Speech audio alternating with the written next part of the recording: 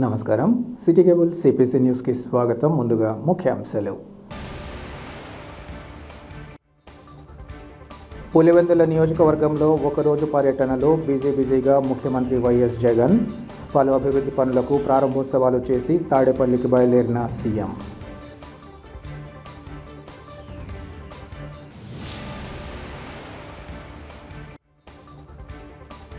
ACB అధికారులకు చిక్కిన అవినీతి చేప. కలెక్టరేట్లో 50,000 లంచం తీసుకుంటూ పట్టుబడ్డ సూపరింటెండెంట్ శెట్టిపల్లి ప్రమీల.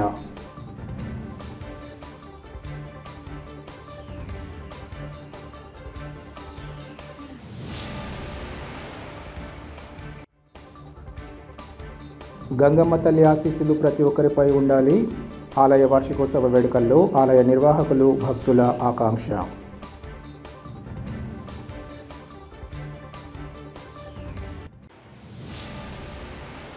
పులివెందుల నియోజకవర్గం అభివృద్ధికి నిరసనంగా నిలుస్తుందని రాష్ట్ర ముఖ్యమంత్రి జగన్మోహన్ రెడ్డి తెలిపారు. ఒకరోజు పర్యటనలో భాగంగా ఈరోజు సీఎం వైఎస్ జగన్మోహన్ రెడ్డి జిల్లాలోని తన సొంత నియోజకవర్గమైన పులివెందులలో పర్యటించారు.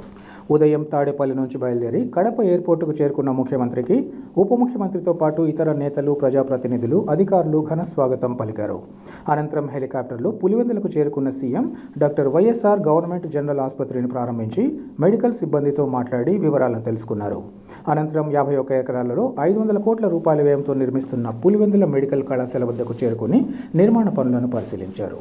అధికారుల సమక్షంలోనే సమస్యల పరిష్కారానికి చర్యలను చేపట్టారు. ఆసుపత్రిలో డాక్టర్ వైఎస్ఆర్ విగ్రహాన్ని ఆవిష్కరించారు. ఆ తర్వాత 20 కోట్ల వ్యయంతో నిర్మించిన బనానా ఇంటిగ్రేటెడ్ ప్యాక్ హోమ్ను ప్రారంభించి రైతులతో మాట్లాడారు. పాత బస్టాండ్ వద్ద వైఎస్ఆర్ విగ్రహాన్ని ఆవిష్కరించి ప్రభుత్వ కార్యాలయాన్ని ఒకే చోట ఉండేలా నిర్మించిన మినీ సెక్రటేరియట్ను ప్రారంభించారు. తదనంతరం YSR memorial park, Aditya Birla unit phase 1ను సీఎం ప్రారంభించారు. దీంతో తన కార్యక్రమాలను ముగించుకున్న సీఎం వైఎస్ఆర్ ఎస్టేట్లోని గెస్ట్ హౌస్కు చేరుకుని అక్కడి నుంచి తాడేపల్లికి చేరుకున్నారు.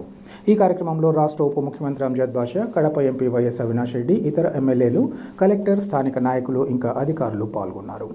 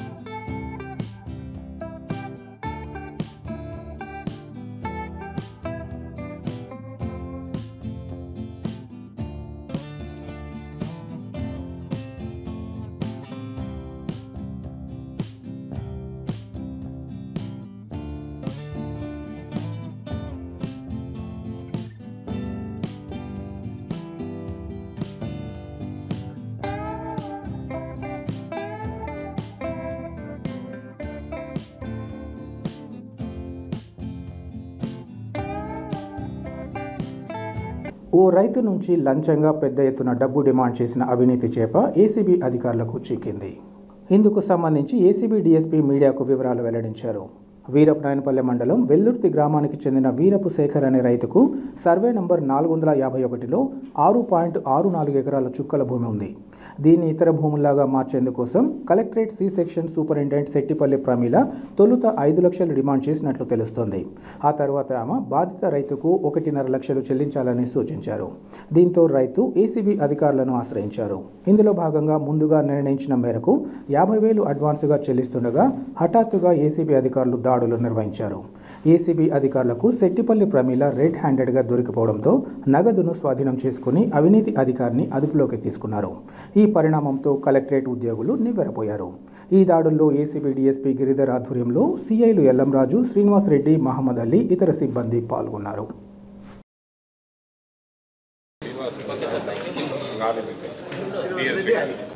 ఇక్కడ ఏమంటే మనకి వీరపనాయనపల్లి మండలం వైఎస్ఆర్ కడప జిల్లా వెల్దుర్తి గ్రామం నుంచి వీరపు శేఖర్ అని చెప్పేసి ఒక రైతు, ఇతనికి చుక్కల భూమి ఉన్నిందనమాట.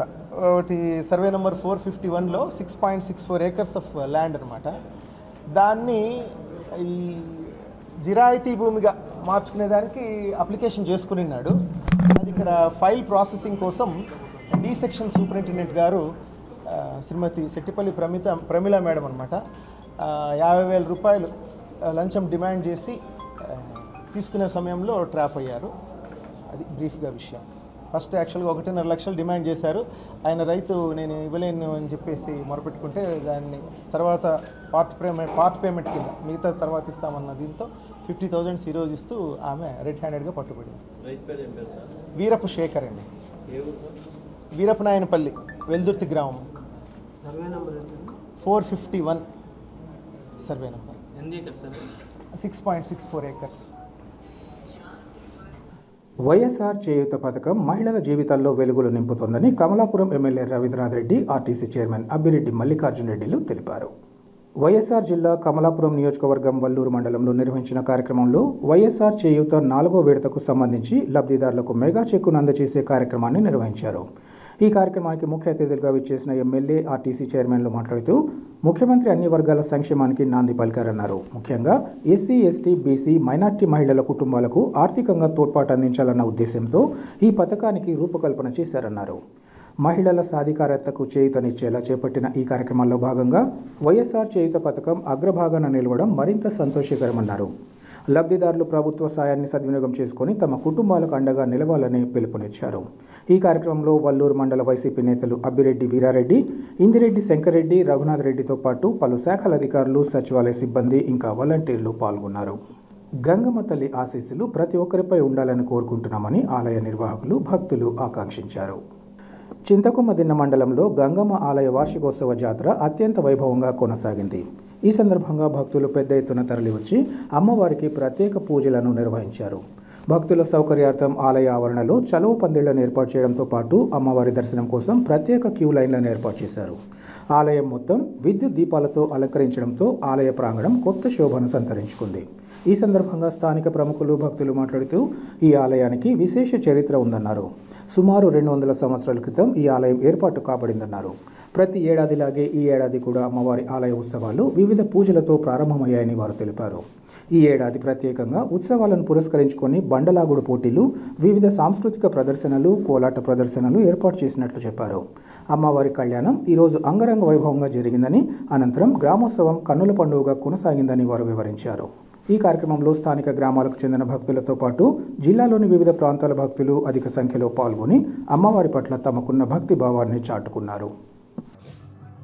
ఈ దేవస్థానము అత్యంత వైభవంగా దినదిన అభివృద్ధి చెందుతూ అందరికీ అమ్మవారి ఆశీస్సులతో ఎంతోమంది భక్తులు తన్మయత్వం పొందుతూ ఈ దేవాలయ అభివృద్ధికి తోడ్పడుతున్నారు. అలాగే మన ఈవో సురేష్ కుమార్ రెడ్డి గారు, మన చైర్మన్ విశ్వనాథ రెడ్డి గారు ఈ దేవాలయ అభివృద్ధికి, దేవాలయ కార్యక్రమాల్లో చాలా పాలు పంచుకుంటూ భక్తులకు మంచి సౌకర్యాలతో కూడిన వసతులు కల్పిస్తూ చేస్తున్నారు.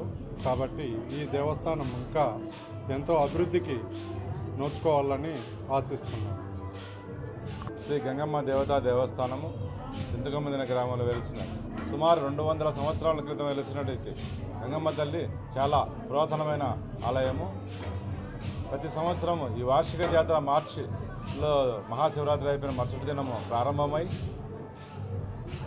అత్యంత వైభవంగా జరుగుతుంది. జాతర రోజున అమ్మవారు శుద్ధల గూడుతో ప్రారంభమై ప్రత్యేక అలంకరణలతో అత్యంత వైభవంగా జరుగుతుంది.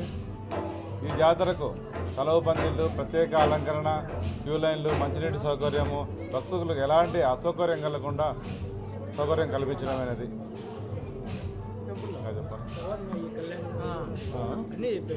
ఈ సంవత్సరము ప్రత్యేకంగా బండలాడు పోటీలు, సాంస్కృతిక కార్యక్రమాలు, కోలాటాలు, ఇంకా చాలా కార్యక్రమాలు జరుగుతున్నవి.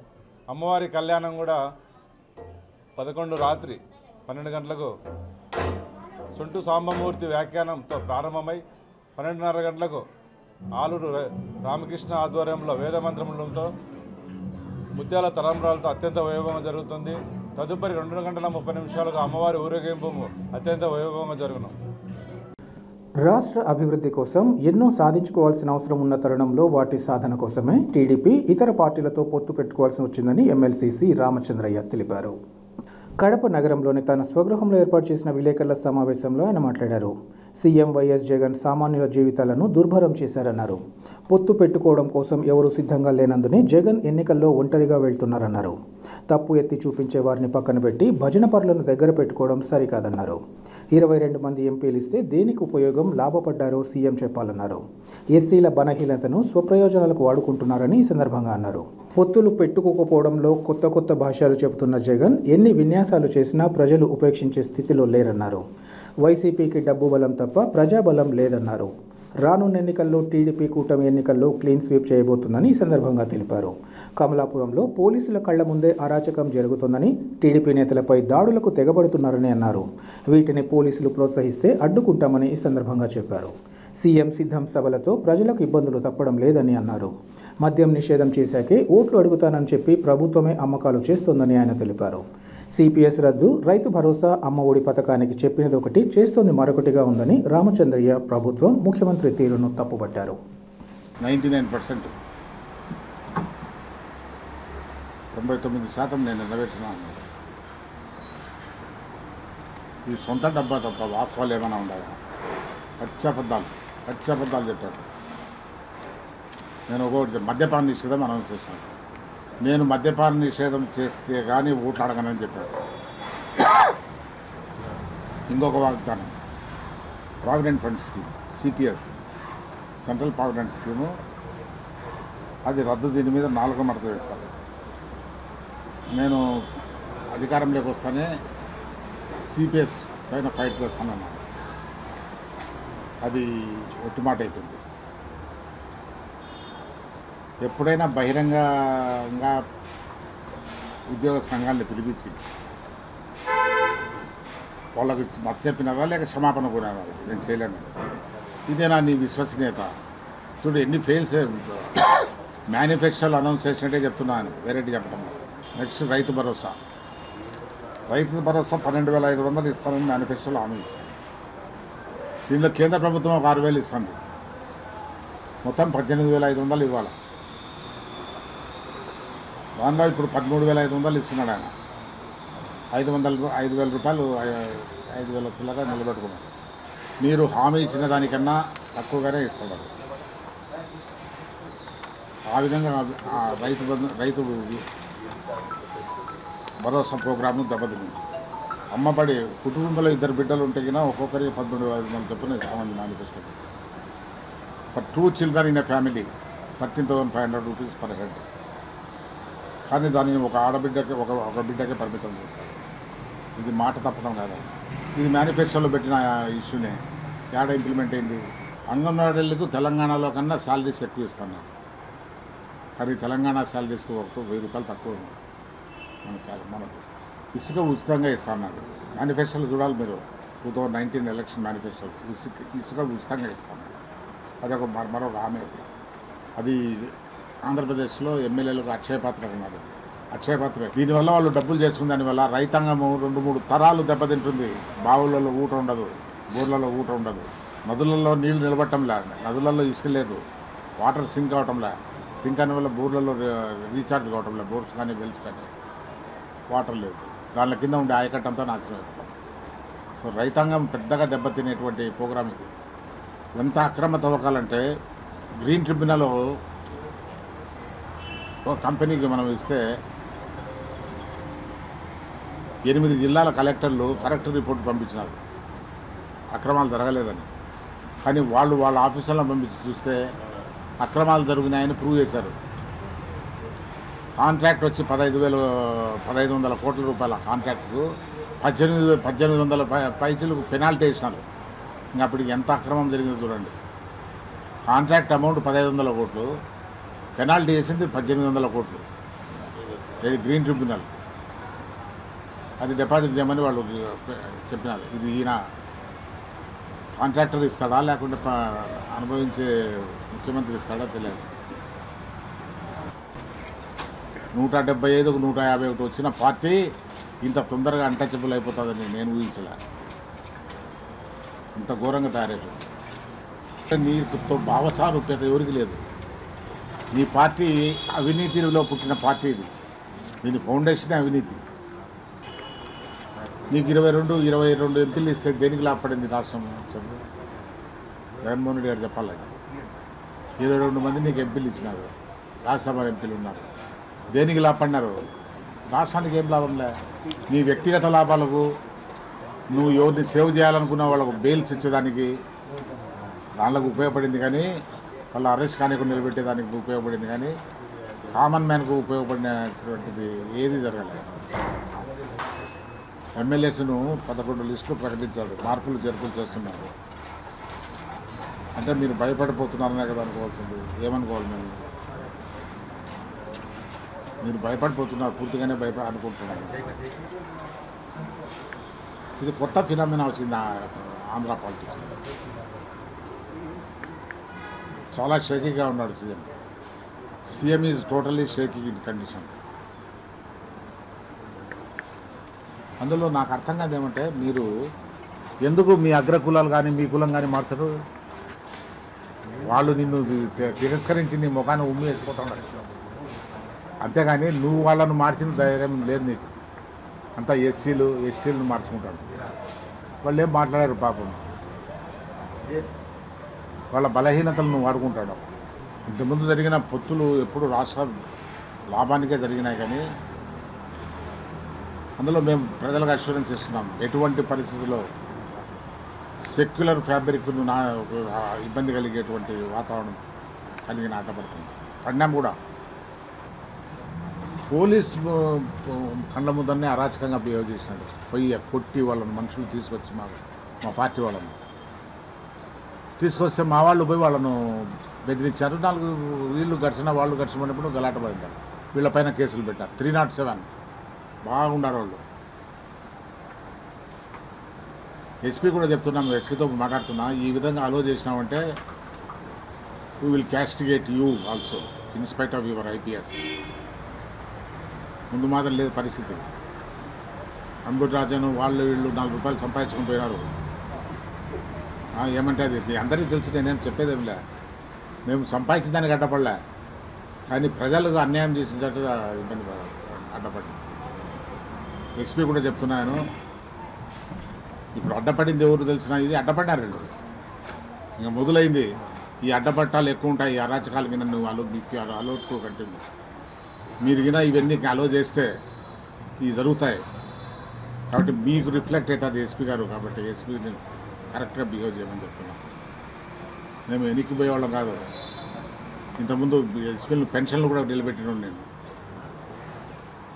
పోలీసు కడప అభివృద్ధి అంటూ నగరంలోని డ్రైనేజ్ వ్యవస్థ అస్తవ్యస్తంగా మారిందని కాంగ్రెస్ నాయకులు మాజీ డిప్యూటీ మేయర్ ఆరిఫుల్లా తెలిపారు. ఈరోజు ఆరిఫుల్లా దేవునికడప రోడ్డులో అస్తవ్యస్తంగా ఉన్న డ్రైనేజీని పరిశీలించారు. అనంతరం ఆయన మాట్లాడుతూ గత కొన్ని నెలలుగా నగరంలో అభివృద్ధి పేరిట కాలువలను తవ్వి పనులు పూర్తి చేయకుండా నిర్లక్ష్యం వహించడం వల్ల ప్రజలు ఇబ్బందులు ఎదుర్కొంటున్నట్లు చెప్పారు. షాపుల ముందు కాలువ నిర్మాణాలు చేయకపోవడం వల్ల ప్రజలు చెక్కలను అడ్డుగా పెట్టుకోవాల్సిన పరిస్థితి ఏర్పడుతుందన్నారు. దుకాణదారులు షాపులు మూసివేయాల్సి వస్తుందని, ఈ కారణంగా వారు తమ ఉపాధి కోల్పోతున్నారని ఆవేదన వ్యక్తం చేశారు. ప్రధాన రహదారి నుంచి వీధుల్లోకి రహదారులు నిర్మించకపోవడం వల్ల ప్రజల ఇబ్బందులు వర్ణనాతీతంగా ఉన్నాయన్నారు. ప్రజలు ఈ విషయంగా ప్రశ్నించడానికి కేసులు, దౌర్జన్యాలను ఎదుర్కోవాల్సి వస్తుందని భయపడుతున్నట్లు ఆయన చెప్పారు. ప్రజలు ఎవరికీ భయపడవద్దని, తాము అండగా ఉంటామని ఈ సందర్భంగా తెలిపారు. కార్పొరేషన్ అధికారులు ఇప్పటికైనా ప్రజల కష్టాలను తెలుసుకుని డ్రైనేజ్ పనులు పూర్తి చేయాలని, లేని పక్షంలో ఆందోళన చేస్తామని ఆరిఫుల్లా హెచ్చరించారు. కడప ప్రజలకి, కడప కమిషనర్ గారికి, కడప కలెక్టర్ గారికి నమస్కారం. కమిషనర్ గారు, ఇదే గోస్ నగర్లో 1 నెల ముందు మేము వచ్చి ఇన్స్పెక్షన్ చేసి ఈ స్కూల్ నుంచి స్టార్ట్ చేసి మాసాపేట్ సర్కిల్ వరకు ఈ ఇబ్బందులు ఉన్నాయని మీ దృష్టికి తెచ్చాము. సంతోషం, మీరు వచ్చారు, వారంలోనే వచ్చేసి అన్నీ ఏమున్నాయని చూశారు. మనకు కూడా చాలా తృప్తి అయింది. కమిషనర్ గారు మేము చెప్తే పడినే వారంకైనా వచ్చి ఈ పరిష్కారం చేస్తారని అనుకుని ఉన్నాం మేము. కానీ ఈ నెల అయిపోతే కూడా ఇప్పుడు వరకు ఎటువంటి 1 ఇంచు కూడా ఇక్కడి నుంచి, 1 ఇటు కూడా అక్కడి నుంచి పడలేదు, 1 ఇటుక ఇక్కడి నుంచి కూడా పడలేదు. ప్రజలు ఇబ్బంది ఏమో అట్నే పడుతున్నారు. అట్లే ఉండే పరిస్థితి. ఇది బాగలేదండి. ఇది మీ పద్ధతి బాగలేదు. మీకు ఎవరు పెద్దోళ్ళు ఉండారో ఏవో మాకు తెలియదు, కానీ మీరు నిర్లక్ష్యం చేస్తున్నారు, చాలా నిర్లక్ష్యం చేస్తారు. దీనికి పరిణామాలు వస్తాయి. నేను చెప్పాను ఆల్రెడీ, ఒకవేళ ఇది చేయలేకుంటే నేను కోర్టుకి వెళ్తానని. ఇప్పుడు కూడా సమయం ఏం కాలేదు. మీరు వచ్చి రేపు మండలంలోనే ఇవన్నీ ఇబ్బందులు అన్నీ తొలగించి మీరు వర్క్ స్టార్ట్ చేస్తే బాగుంటుంది. లేదా ప్రజలందరూ ఆఫీస్ కాడికి వచ్చి ధర్నా చేస్తాం. ఫస్ట్ మీకు తెలియదు కాదు, మీ ఇంటి వరకు మీ ఆఫీస్ వరకు పోయే రోడ్లు బాగుంటే సరిపోతుందా? రేపు మేము కార్పొరేషన్ కాడ వచ్చి తొగుతాం, మీ ఇంటి కాడ తొగుతాం. మీరు లోపల ఎట్లా పోతారండి? మీరు ప్రజలకు ఇబ్బంది ఉంది, ఆ ప్రజలకి మేము మీ దృష్టికి తెస్తున్నాము. మీ ఇంట్లో ఉంటే కూడా మీ దృష్టికి తెస్తామంటే అది ఆలోచించుకోండి. అప్పుడు కూడా మీరు చేయలేదు అంటే ఇది చాలా బాధాకరము. విద్యార్థులు కష్టపడి చదివి ఉన్నత స్థానాలకు చేరుకోవాలని కేశవరెడ్డి విద్యా సంస్థల ప్రిన్సిపల్ సూచించారు. జిల్లాలోని ప్రొద్దుటూరు పట్టణం వైఎంఆర్ కాలనీలో గల కేశవరెడ్డి హైస్కూల్లో గ్రాడ్యుయేషన్ డే మరియు స్కూల్ వార్షికోత్సవాన్ని ఘనంగా నిర్వహించారు. విద్యతో పాటు ఇతర రంగాలలో ప్రతిభ కనబరిచిన విద్యార్థులకు ప్రోత్సాహక బహుమతులను ఈ సందర్భంగా అందించారు.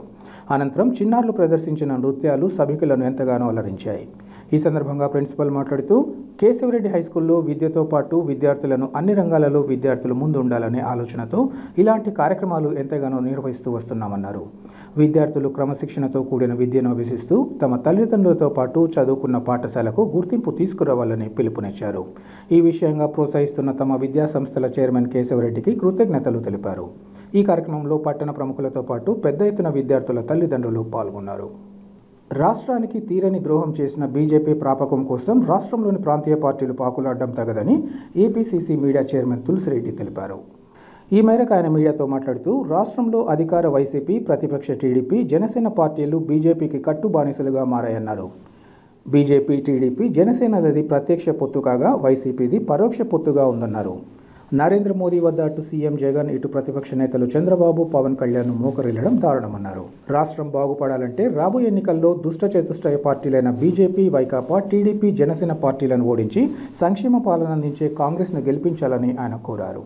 రాష్ట్రాన్ని ఉద్ధరించే వాళ్ళమని చెప్పేసి అటు జగన్ పార్టీ కానీ, అటు తెలుగుదేశం పార్టీ కానీ, ఇటు జనసేన కానీ బీజేపీ చేతిలో బానిసం. బీజేపీకి ఈ రాష్ట్రంలో ఒక్క ఎమ్మెల్యే లేడు, ఒక ఎంపీ లేడు. చాలా బలహీనమైన పార్టీ బీజేపీ రాష్ట్రంలో. దానికి తోడు కేంద్రంలోని నరేంద్ర మోడీ నాయకత్వంలోని బీజేపీ ప్రభుత్వం ఆంధ్రప్రదేశ్కు తీరని ద్రోహం చేసింది. రాష్ట్రానికి సంజీవని లాంటి ప్రత్యేక హోదాకు పంగనామాలు పెట్టింది. రాయలసీమకు, ఉత్తరాంధ్రకు బుందేల్ఖండ్ తరహా స్పెషల్ డెవలప్మెంట్ ప్యాకేజీకి తిరోధకాలు ఇచ్చింది. కడప జిల్లాలో శైల ఆధ్వర్యంలో స్టీల్ ప్లాంట్కు స్వస్తి పలికింది. దుగరాజపట్నం ఓడరేవు ఊసేయలేదు. పోలవరం బహుళార్థ సాధక ప్రాజెక్టు ప్రశ్నార్థకమైంది. విశాఖ మెట్రో రాలేదు, విజయవాడ మెట్రో రాలేదు, విశాఖ రైల్వే జోన్ రాలేదు, విశాఖ చెన్నై ఇండస్ట్రియల్ కారిడార్ రాలేదు, కాకినాడ పెట్రోకెమికల్ కాంప్లెక్స్ రాలేదు. చివరికి ఆంధ్రుల హక్కుగా సాధించుకున్న విశాఖ ఉక్కును ప్రైవేట్ పరం చేయాలని బీజేపీ ప్రయత్నం చేస్తూ ఉంది. కాబట్టి ఈ రాష్ట్రానికి నంబర్ 1 ద్రోహి బీజేపీ, బలహీనమైన పార్టీ బీజేపీ. అటువంటి బలహీనమైన రాష్ట్రానికి తీరని ద్రోహం చేసిన బీజేపీ పొత్తు కోసం రాష్ట్రానికి చెందిన ప్రాంతీయ పార్టీలు తెగతెగలాడుతున్నాయి, తెగ ప్రాకులాడుతున్నాయి. ట్రయాంగులర్ లవ్ నడుస్తూ ఉంది. ఒకవైపు బీజేపీతో టీడీపీ, జనసేన డ్యాన్స్ చేస్తున్నాయి, మరొక వైపు బీజేపీతో జగన్ పార్టీ డ్యూయట్ పాడుతూ ఉంది. కాబట్టి ఇటువంటి బానిస పార్టీలను నమ్ముకుంటే కుక్క తోక పట్టుకొని గోదావరి ఇదినట్లయితుంది. కాబట్టి రాష్ట్ర ప్రజలు ఆలోచించాలి. ఈ రాష్ట్రంలో బీజేపీ అంటే బి అంటే బాబు, జే అంటే జగన్, పి అంటే పవన్. చంద్రబాబును జగన్ రెడ్డి ఏమో భజన్ రెడ్డి అయిపోయినాడు నరేంద్ర మోడీకి. చంద్రబాబు నాయుడు ఏమో చెక్క భజన నాయుడు అయిపోయినాడు. పవన్ కళ్యాణ్ ఏమో భజన్ కళ్యాణ్ అయిపోయినాడు. నరేంద్ర మోడీ, అమిత్ షా సిట్ అంటే సిట్, స్టాండ్ అంటే స్టాండ్. టీడీపీ, జనసేనదేమో డైరెక్ట్ పొత్తు, జగన్ పార్టీదేమో ఇండైరెక్ట్ పొత్తు. కాబట్టి ఇద్దరు పొత్తులోనే. కాబట్టి చంద్రబాబు పార్టీకి ఓటేసినా బీజేపీకి ఓటేసినట్లే, జగన్ రెడ్డి పార్టీకి ఓటేసినా బీజేపీకి ఓటేసినట్లే, పవన్ కళ్యాణ్ పార్టీకి ఓటేసినా బీజేపీకి ఓటేసినట్లే. బీజేపీకి ఓటు వేయడం అంటే మన ఏలుతో మన కన్ను పొడుచుకోవడం. కాబట్టి ఇప్పటికైనా రాష్ట్ర ప్రజలు ఆలోచించి రాబో సార్వత్రిక ఎన్నికల్లో ఈ దుష్ట చతుష్టయ పార్టీలను అంటే బీజేపీ, వైకాపా, టీడీపీ, జనసేన ఈ 4 దుష్ట చతుష్టయ పార్టీలను చిత్తుగా ఓడించి అటు కేంద్రంలో ఇటు రాష్ట్రంలో కాంగ్రెస్ పార్టీ అధికారంలోకి రావాల్సిన ఆవశ్యకత ఉంది. కాబట్టి ఆ కోణంలో ఆలోచించవలసిందిగా విఘ్నులైన రాష్ట్ర ప్రజానీకానికి కాంగ్రెస్ పార్టీ విజ్ఞప్తి చేస్తూ ఉంది. వార్తలు ముగించే ముందు ముఖ్యాంశాలు మరోసారి. పులివెందుల నియోజకవర్గంలో ఒకరోజు పర్యటనలో బిజీగా ముఖ్యమంత్రి వైఎస్ జగన్. పలు అభివృద్ధి పనులకు ప్రారంభోత్సవాలు చేసి తాడేపల్లికి బయలుదేరిన సీఎం.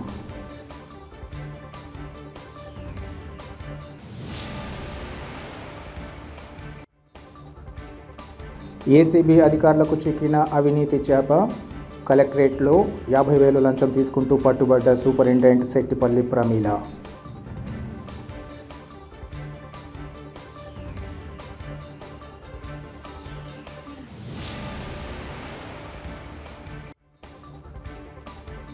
గంగమ్మ తల్లి ఆశీస్సులు ప్రతి ఒక్కరిపై ఉండాలి.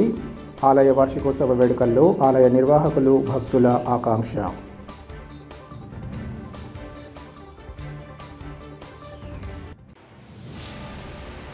సిటీ కేబుల్ సిపిసి న్యూస్ ఇంతటితో సమాప్తం. నమస్కారం.